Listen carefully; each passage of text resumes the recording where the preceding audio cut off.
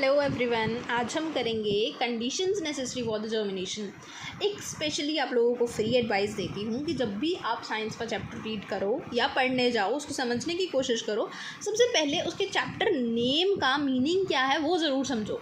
अब सी इसमें क्या है, conditions necessary for the germination means कि वो कंडीशंस जो रिक्वायर्ड है, जो एसेंशियल है, इंपॉर्टेंट है किसके लिए, जर्मिनेशन के लिए। अब बात आती है कि जर्मिनेशन है क्या।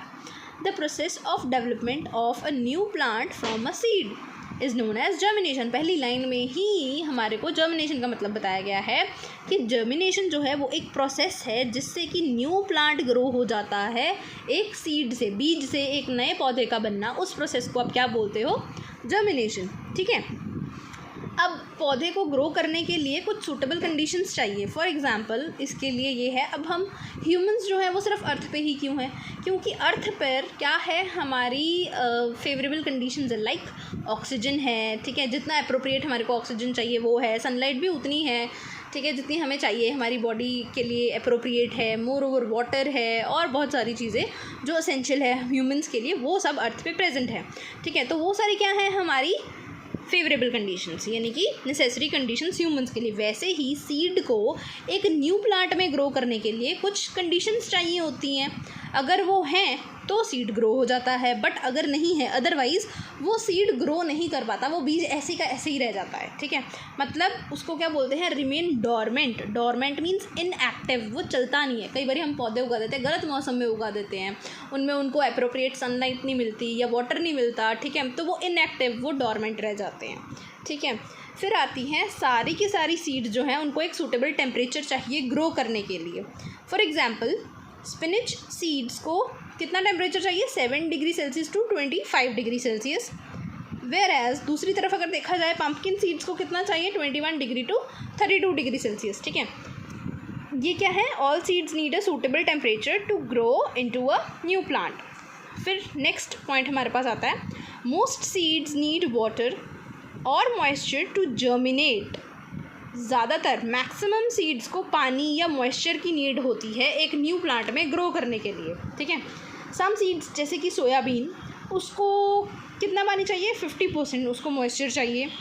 जबकि कॉर्न जो है, जब हमने उसको उगाना है तो 30% मॉइस्चर चाहिए। अब ये मॉइस्चर की बात है क्या, अगर हम कोई पौधा उगाते हैं, बीज को हम क्या करते हैं, सीडलिंग को हम सॉइल में सो करते हैं, फिर उसके बाद ऊपर पानी डाल देते हैं, है ना। अब वो पानी कितना चाहिए वो सीड टू सीड वेरी करता है। ठीक है, हर सीड का अपना अलग क्राइटेरिया है कि किसको कितना पानी डालना है, किसको कितना पानी डालना है, किसको कितना मॉइस्चर चाहिए और किसको कितना मॉइस्चर चाहिए, तब जाके वो एक न्यू प्लांट बनता है। ठीक है, फिर नेक्स्ट हमारे पास आता है, seeds also need oxygen present in the air trapped in between the soil particles. Soil should not be overly watered as this will not leave enough space for the air. उसने क्या बोला, जब हमने seed को सो कर दिया, ठीक है, सॉइल में, तो सॉइल पार्टिकल्स के इन बिटवीन कुछ एयर गैप्स होते हैं। ठीक है, उसके थ्रू जो सीड है ना, उसको ऑक्सीजन भी चाहिए।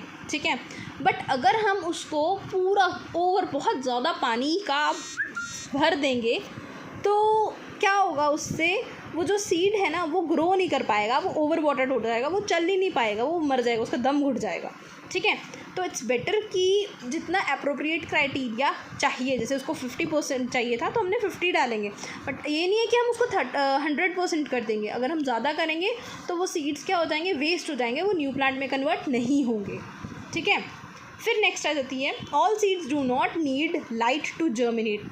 सारे के सारे सीड्स को लाइट ज़रूरी नहीं है, जैसे हर सीड के लिए, ज़्यादातर सीड्स के लिए वाटर ज़रूरी है, मोस्ट।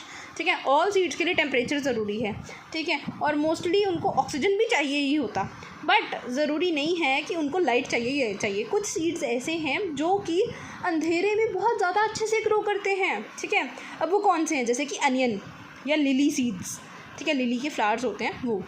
तो all seeds do not need light to germinate. Some seeds such as onion and lily germinate best in the dark. अगर हम उनको डार्क रूम में रखें जहाँ पर लाइट नहीं आती, वहाँ पर वो सबसे बेस्ट जर्मिनेशन देंगे, मतलब बहुत जल्दी वो न्यू प्लांट में कन्वर्ट होंगे।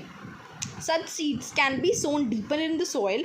उनको हम बहुत ज़्यादा डीपली सॉइल में हम उनको सो कर सकते हैं। However Once the true leaves appear, all the plants need sunlight to perform photosynthesis, a process by which the plants make their own food.